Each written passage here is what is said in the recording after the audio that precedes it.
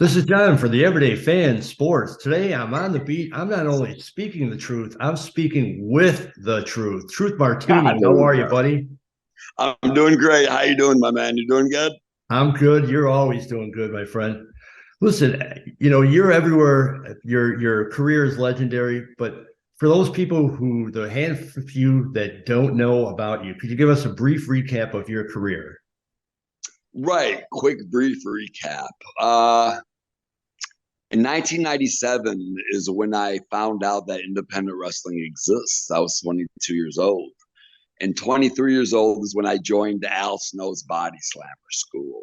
One of the referees in the Michigan area named A.T. Huck, he even worked with the ECW for a while with big time wrestling with the original Sheik. He said, go to Al Snow's. So I did. So in 1998, I started as a pro wrestler, right? And it's funny how everything comes full circle because now A.T. Huck is actually the co-owner of the House of Truth Wrestling School. Where we're at right now, right here, the House of Awesome. Truth. And so from 98 till 2005, I had this dream of being a professional wrestler. And unfortunately, accidents happened and I broke my neck in 2005. So then from 2005 until 2009, I came up with this bright idea of I'm gonna continue to perform, but I'm not going to bump. And right now, many people are thinking, how is that possible? If you go and watch my matches from 2005 until 2009, I'm in matches, tag team matches. Me and Nate Masson versus Alex Shelley and Chris Sabin, the Motor City Machine Guns. And you know how those matches go, and you'll see that I crafted this certain way of working without literally taking a bump.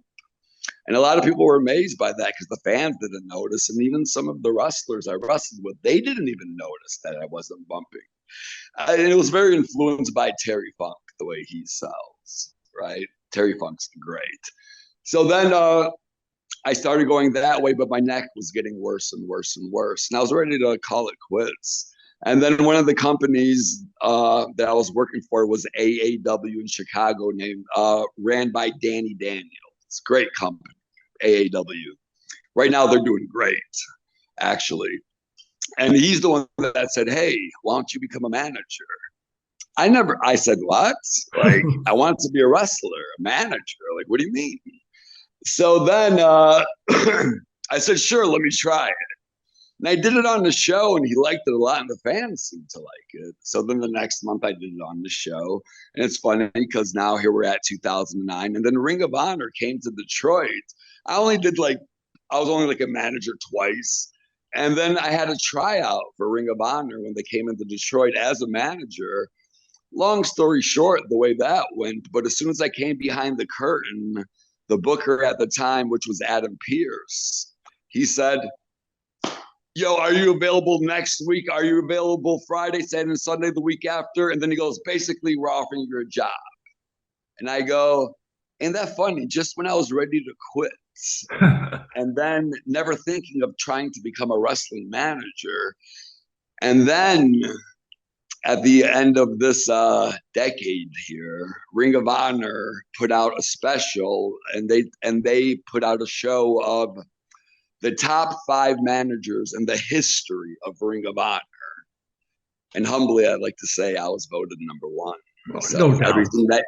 everything that goes into being the number one manager in Ring of Honor history, managing Roderick Strong, Michael Elgin, Christopher Daniels, Matt Taven, Jay Lethal, Donovan Dijak. For the 7 years that I was there, House of Truth was on top. So that's like a little brief thing of started off as a wrestler, almost quit. There's so many different, the thing that people don't understand is there's so many different positions in the pro wrestling business. I had the mindset of I want to be a wrestler. But then as the years go on, I go, oh, there's managers, there's referees, there's interviewers, there's commentators, there's so many different roles in pro wrestling. And it's so great because here at the House of Truth, a lot of times, I'll get emails like, "Hey, do you guys train managers?" It's like, yes, we train referees. We train, again, here you learn the pro wrestling business, which you don't learn how to just become a wrestler. You learn how the business works and what you do and the proper etiquette, just like any other school. Sure. Well, how Yeah. hard was it to transition from active wrestler to manager? I mean, you didn't even expect that to happen, so I'm sure you didn't have preparation.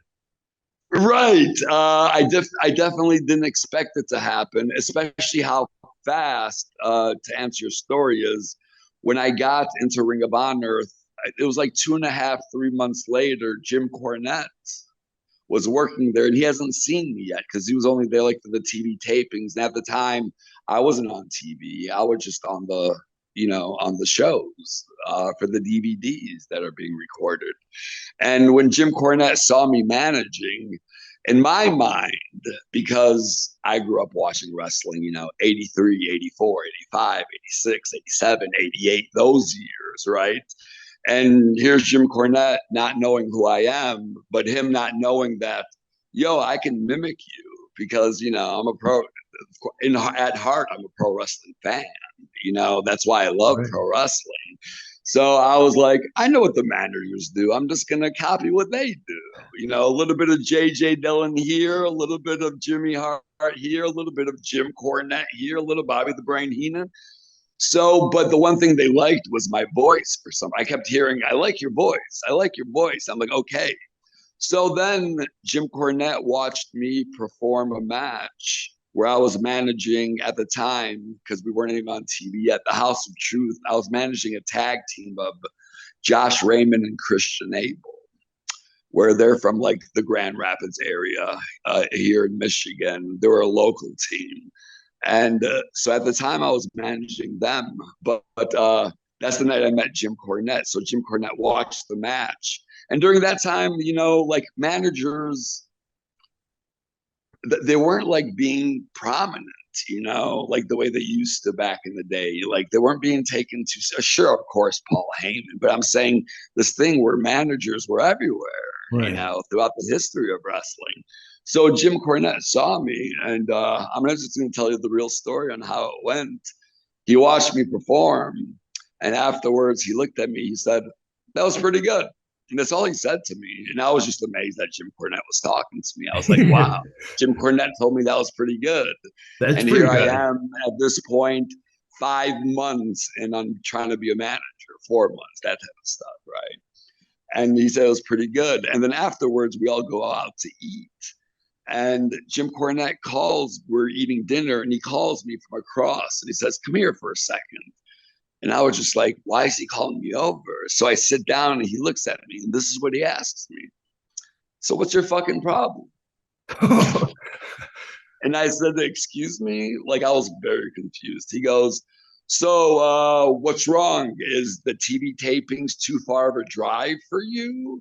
Or you're not liking the pay?" And I go, "Oh, excuse me, sir." Again, it's my first time talking to him. Then we had a great relationship. And then I go, "Excuse me, sir, nobody's asked me to be on television." He goes, "What? Pierce, come here. Next week, True starts on TV." And Adam Pierce goes, "Okay." And that's how I started on Ring of Honor television. Oh, that's awesome. But the crazy part was he saw my performance, which I did not cut a promo. I have yet to cut a promo in Ring of Honor to talk on the microphone. I have yet to do any of that in Ring of Honor. Jim Cornette never heard me cut a promo. And to be honest, the way I felt about my ability of cutting promos wasn't good. Meaning I didn't like the way I wasn't comfortable. Because my focus was, I want to be a wrestler, wrestler, wrestler.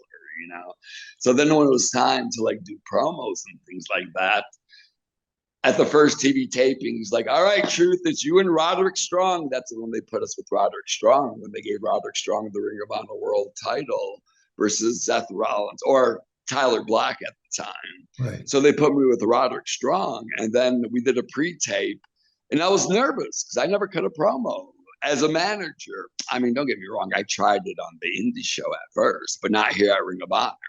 And as soon as I started, I just went into wrestler mode. I was like, "Tonight you got," and I said like 3 words, and Jim Cornette was like, "Whoa, hold on. Let's not gargle the razor blades too soon." right there on the spot, he gave me like a 3-minute lecture of what a promo is and how to Wow. do it properly while the camera just cut. We're doing pre-tapes. And after that 3-minute little talk from Jim Cornette, and I was just absorbing everything he said, next thing you know, it just came out totally different. And when we were done, he goes, there you go. And that was the night I debuted on TV. Wow. And as far as the Book of Truth goes, because Truth Martini has the Book of Truth and the group is the House of Truth, the Book of Truth was Jim Cornette's idea. I didn't have the Book of Truth. Jim Cornette said, you're going to be my pet project. We're going to make you something. I want you to have a book. It's called the Book of Truth. And at first, how naive I am. At first, I was like, I don't like that idea. Of course, I didn't say it to him. In my mind, I was like, I'm going to carry a book. And now I think like it was too quick of a knee-jerk reaction for me to say I don't like it. I mean, this is Jim Cornette we're talking about, right? A Yeah. legend, a manager, a legendary manager. So it's like, so he had a lot to do in creating the Truth Martini character as a manager. And those 7 years at Ring of Honor are like, they were gold. They were gold. They were gold for me, and it was good for the company. And very special things happened. And Jim Cornette has a lot to do with that. He molded me on how to become a manager. It was kind of like on the job training. Hey, that's how it goes sometimes. But there's so much of the manager truth. There's so much of you in that. I mean, that is you. I mean, I know you borrow bits from and you learn from others, but you can tell that's your person, your persona coming out. Correct. And that is true because that's what makes everybody different, right? It's not like I'm trying to mimic them. You know what I mean? It's kind of a little attitude here and a little attitude here. And I'll be like, oh, he can turn up his attitude. So then let me turn up my attitude. So you're 100% with that. It's like, who is Truth Martini like? The character. I'm not sure. You know what I mean? Is No, he like a exactly. Jimmy Hart? I'm not like Jimmy Hart. Am I like Bobby the Brain Heenan? I'm not like Bobby the Brain Heenan. Am I like Paul Heyman? I'm not like, you know what I mean? It's like it's a hard to compare to. No, exactly. I mean, I would think. you can see little bits, but truth is unique. That's one of the reasons why I want to talk to you. So tell us about the origin of the your school there. The House of Truth The Wrestling House of School. Truth. This is where we are right now. Classes are Monday through Thursday, 6 p.m. until 10 p.m. And I don't know how it is where you're living right now, but we got like this winter, we got like this ice storm going on. Well, I'm in So Chicago. class got canceled. Oh, you're in Chicago? Yeah, so it's similar. Oh, gotcha. So, we like to be careful with the students, so because some have a long drive. So we kind of canceled class today, which I'm happy because now I'm here. Like my undivided attention is to you, right? What was once I got trained and became a wrestler, and of course I would try to find schools here in Michigan, even though I trained in Ohio. But I am from Hamtramck, Michigan, which is right next to Detroit, Michigan. It's actually right in the middle of Detroit, Michigan. That's where I was born and raised. I lived there for 43 years. But I would go and practice at other schools here in Michigan, at other wrestling schools. And one day, it was in 2001, the trainer didn't show up for whatever reason at the time. And I'm already a trained wrestler. I'm there just to practice, to work out, and just to get my reps in, as they say. And then the owner of the place just looked at me. He goes, hey, Truth, would you mind teaching the class today? I never taught a class in my life, but I remember when Al Snow was teaching me, he was like, write everything down. I mean, he was very stern, right? We had to take notes because it's school, right? Right? Like it's not Sure. playtime. Yes, we're having fun, but it is a school. It's just like any other school. We're learning the wrestling business. So I just recalled everything he said to me. and the way he taught, and I had to, like, I don't know what they call it, like a photographic memory or something like that. I'm not the smartest guy, but my brain works a unique way for sure. It's like I can recall every day of class what I learned, and that's what I did. I was like, this is what Al Snow told me. And then all of a sudden, like the next day, as strange as this sounds, the owner of the company, which was called Thunder Zone Wrestling, they had a school going on. He said, "Hey, Truth, the students want to be trained by you instead," Wow. which I found that was bizarre. And then he was like, "Can you do it?" And I just said, "Sure." And then I did it. And then he goes, I can only pay you $40 a week." And I was like, "No problem. $10 a day, right?" It was great. It was great. So I did that. And my first student in that class was Zach Gowen, the one-legged wrestler. Wow. Wow, sure. Yeah. Yeah. He was my very first student in that first class when I was teaching. I was like, a dude with one leg. That's never been in pro wrestling. The challenge to start. His story is also incredible because it happened real fast for him. But I started training there, and of course that place shut down. And then there was a friend of mine, wrestler slash booker promoter around here. His name is Brian Shotwell. He said, "Hey, let's open up a wrestling school together." And we did that for a little while from 2002. And then 2005 is when I officially understood what was happening, understanding what a wrestling school really means. And that's when I went out on my own and started the House of Truth Pro Wrestling School. So I had like 4 years of learning. I had to learn on how to train. Sure. And then the House of Truth Wrestling School officially started solely under the control of me in 2005. And since then, I mean, the students, like right now, one of the students that just blows my mind is Danhausen, right? Danhausen, yeah. Like, from that area, right? yeah, how do you feel about Danhausen? What's that? Right. Yeah, his dad's an artist. Say that again? His dad is an artist. Completely. Yeah. Completely. Like Danhausen in AEW is one of the most popular guys right now. It's like everywhere I go, if you go to the store, there's Danhausen shirts everywhere. It's like, and I remember when he trained here, you know, I remember a lot of these guys. Juice Robinson, when he trained here, you know, that's a funny story because I kind of made a bet with Jimmy Jacobs that Juice Robinson will get signed by the WWE in under 1 year. And Jimmy Jacobs said they thought that was the most ridiculous bet because I said this while it was his second week in training. Wow. I said, I see something special in this Juice Robinson kid. And Jimmy Jacobs was like, yeah. So I made him a nice little $500 bet. At the time, $500 seemed like $5 million, right? Sure. Yeah. And I go, and then what a ridiculous bet to make. There's a student 2 weeks in, and I said in 1 year he'll be signed by the WWE. I mean, my goodness, it's kind of a ridiculous bet to make. But I felt something on that one. And it's funny, Jimmy Jacobs took the bet, and long story short, Jimmy Jacobs lost. Yeah. Well, how does it make you feel like seeing guys like Danhausen and Juice and those guys go on, knowing that, you know, you started on the path? It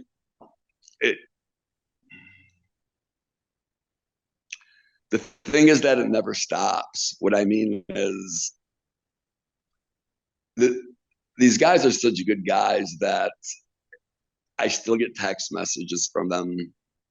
I still get thank yous from them, you know? So, and I root for them, you know? It's like when I see them going on and fulfilling what they wanted to, and then like they're thanking me, but I always have to remind them, it's like, yo, you guys are the ones that listen. You guys are the one that put in the hard work. You guys were humble enough to actually take my advice, you know? And like, it's like, yeah, you can thank me, but at the same time, it's like, if you're humble if people understand the proper definition of what humble really means.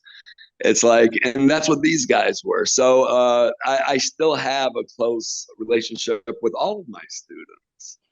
All of my students. It, being a trainer to me isn't it never stops. Meaning it's like being a mentor.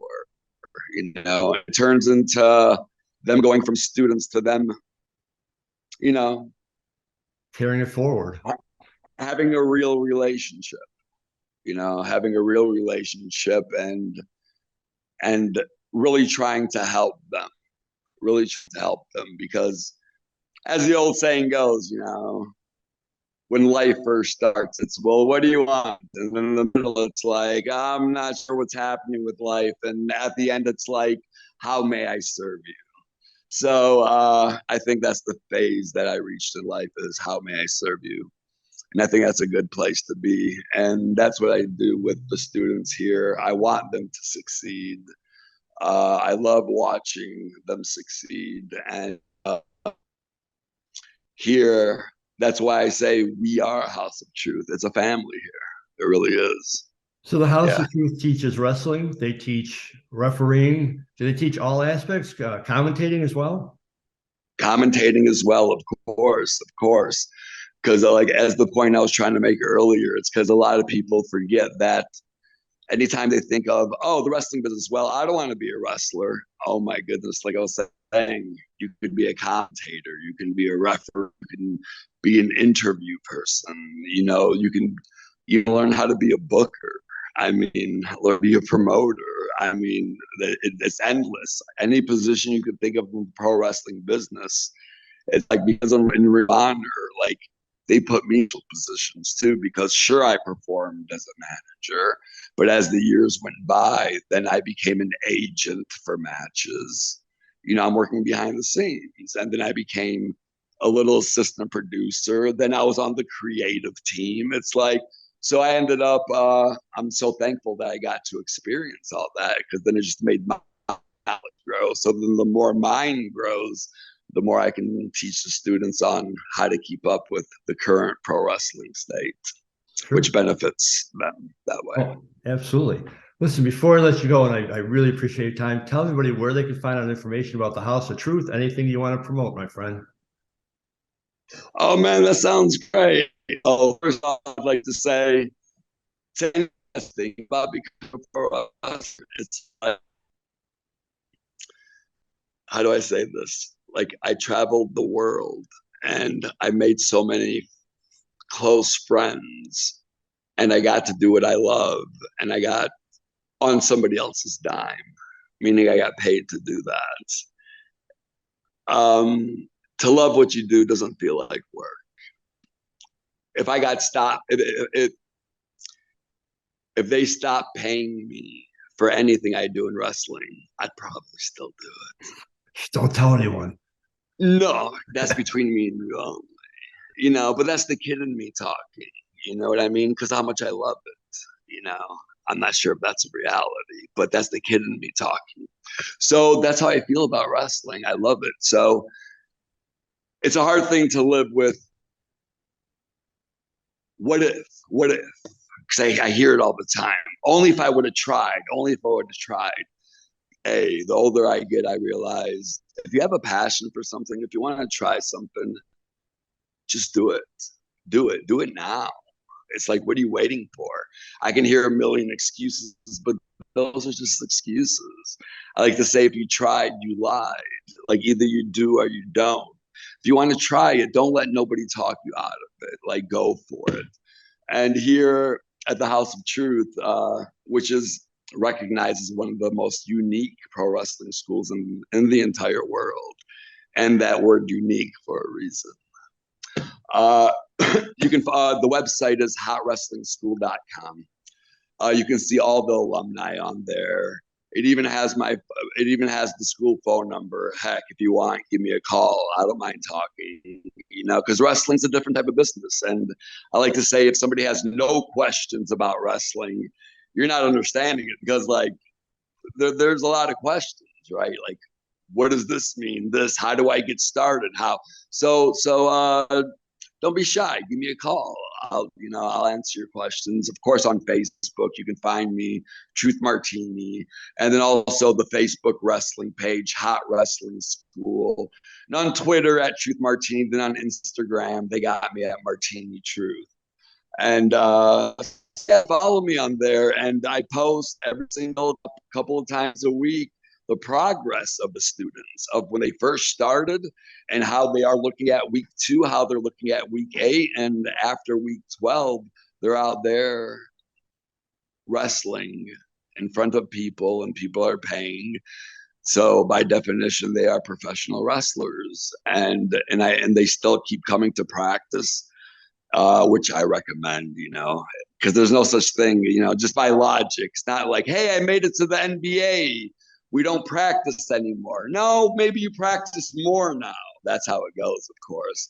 And the one cool thing about the school is I never add extra charges, meaning you can come in and practice anytime you want. Like once you pay your tuition, it's a lifetime membership.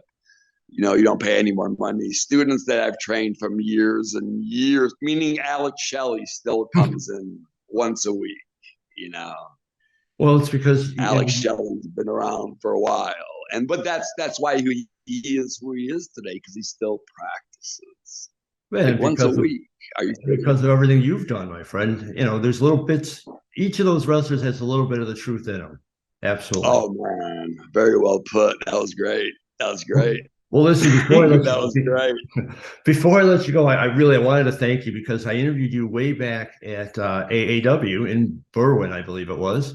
You were one of my first interviews ever of a wrestler, and you gave me your time, and I so appreciate that because I was a big fan of yours then. I followed your career, and so I wanted to take this time to thank you for personally for that interview and for this one, obviously. Man, it's my pleasure, honestly. Thank you for reaching out. And again, I like to talk. So anytime you want a guest, anytime you want me on again, any other topic, anything. I would love that, man. Absolutely. You have a great night, man. I really appreciate it. Oh, man, you too. And thank you. And I appreciate you guys. And remember, hotwrestlingschool.com. Check out the website. That's all you got to do. If you have any questions, don't hesitate to call me, email me, contact me any which way. Sounds great. He speaks the truth. Truth Martini, thank you so much, my friend. What am I going to do? Lie? That's boring. If you want an exciting life, tell the truth all the time. Watch what happens. That's exciting. Trust me. There you go, my friend. Thank you, man. I appreciate you. Thanks. Take care.